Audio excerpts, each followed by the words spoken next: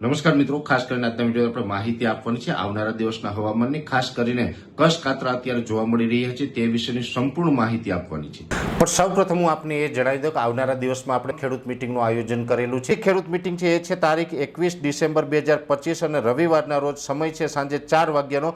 મિટિંગનું સ્થળ છે રાયમલ બાપાની મઢી, કૃષ્ણનગર, ગામ અમરાપર, ખડીર, તાલુકો ભચાઉ અને જિલ્લો કચ્છ। આ ખેડૂત મિટિંગની અંદર આપણે હવામાન અને ઝેરમુક્ત ખેતી વિશેની અગત્યની માહિતી આપવાના છે। એટલે જે મિત્રોને જે સ્થળ નજીક પડતું હોય એ સ્થળે તમામ ખેડૂત ભાઈઓ મોટી સંખ્યામાં આવવા માટે મારું ભાવભર્યું નિમંત્રણ છે।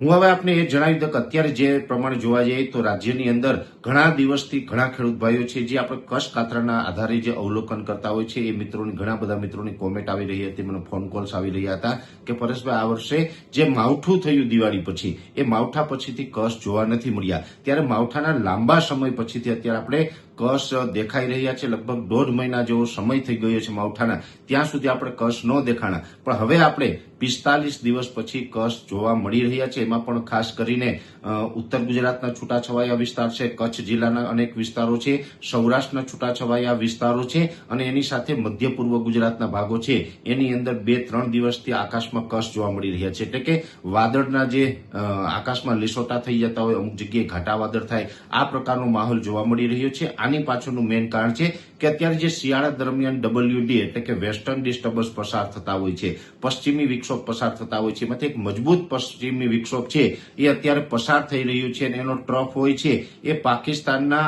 પશ્ચિમ દક્ષિણ ભાગો સુધી લંબાયો છે। એટલે બલુચિસ્તાન અને સિંધ પ્રાંત સુધી પાકિસ્તાનની અંદર એનો ટ્રફ લંબાયો છે, જેને કારણે પણ ગુજરાતની અંદર અત્યારે અમુક જગ્યાએ વાદળો જોવા મળી રહ્યા છે અને આ વાદળો છે એક પ્રકારે કચ્છ ગણી શકાય એ પ્રકારના વાદળ છે। જોકે અત્યારે આ જે પશ્ચિમી વિક્ષોભ છે એને કારણે રાજ્યના અનેક વિસ્તારોની અંદર ઝાકળ વર્ષા પણ જોવા મળી રહી છે। આજેથી એટલે કે આજે 20 તારીખથી લઈ અને હવે 2-3 દિવસ સુધી ઝાકળ વર્ષા પણ અમુક વિસ્તારમાં જોવા મળશે। વહેલી સવારે ધુમ્મસ જેવું વાતાવરણ હોય, વિઝિબિલિટી ડાઉન થતી જોવા મળશે અને એની સાથોસાથ આ કચ્છ જોવા મળશે। જોકે અત્યારે આપણે જણાવી દઈએ કે આ કચ્છ છે એને કારણે પણ આપણે ઘણી વખત જે માહિતી આપતા હોય, જે દેશી વિજ્ઞાન પ્રમાણે જે અવલોકન કરતા હોય છે, એનું એવું કહેવાનું હોય છે કે આ કચ્છ અત્યારે જે જોવા મળતા હોય છે એના 225 દિવસ પછી એટલે કે ચોમાસા દરમિયાન એ સારા વરસાદના સંકેત આપતું હોય છે।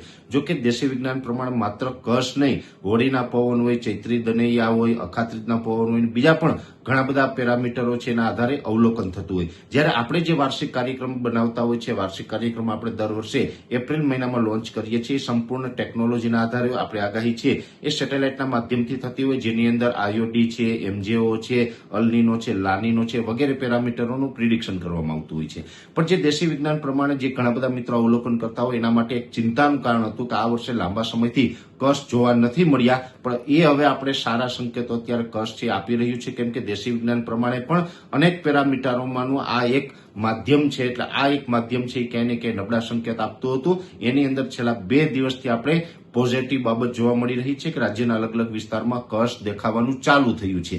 એટલે આ કચ્છ છે હજુ પણ 2 થી 3 દિવસ સુધી કન્ટિન્યુ જોવા મળશે। લગભગ આપણે 22-23 તારીખ અને અમુક વિસ્તારમાં 24 તારીખ સુધી પણ જોવા મળી શકે છે, કેમ કે પશ્ચિમી વિક્ષોભ છે એ ખૂબ બહોળું સર્ક્યુલેશન સાથે લઈ અને ચાલી રહ્યું છે, એને કારણે લગભગ 23-24 તારીખ સુધી રાજ્યના અલગ અલગ વિસ્તારોમાં એની અસર જોવા મળી શકે છે અને વાદળછાયું વાતાવરણ જોવા મળી શકે છે। એટલે ખાસ આ એક જે આપણે કચ્છ અત્યારે જોવા મળી રહ્યા છે, વાદળછાયું વાતાવરણ જોવા મળી રહ્યું છે, એની પાછળનું કારણ છે પશ્ચિમી વિક્ષોભ WD એટલે કે વેસ્ટર્ન ડિસ્ટર્બન્સ। અને આને કારણે માત્ર વાદળ થશે, કોઈ જગ્યાએ વાદળ થાય કે વધારે પડતા ઘાટા વાદળ જોવા મળે તો એનાથી કોઈ માવઠાનો ડર રાખવાનો નથી, કેમ કે હમણાં કોઈ માવઠું થવાની શક્યતાઓ નથી, પણ ચોક્કસથી અમુક વિસ્તારમાં હવામાનમાં પલટો આપને જોવા મળતો હશે। એટલે ખાસ અત્યારે જે વાદળ જોવા મળી રહ્યા છે એના વિશેનું જે સામાન્ય કારણ હતું મેં આપની સમક્ષ રજૂ કરવાનો પ્રયત્ન કર્યો। વિશેષ માહિતી છે એ નેક્સ્ટ વિડીયોમાં આપવામાં આવશે। અત્યારે વિડીયોની અંદર એટલું જ। અંતમાં દરેક મિત્રોને વિનંતી રહેશે, વિડીયોને લાઈક આપીને દરેક ગ્રુપમાં શેર કરી દેવું। તમે જો અમને YouTube ઉપર જોઈ રહ્યા હોય તો ચેનલને સબસ્ક્રાઇબ કરજો અને ફેસબુક ઉપર જોઈ રહ્યા હોય તો પેજને ફોલો કરજો। નમસ્કાર।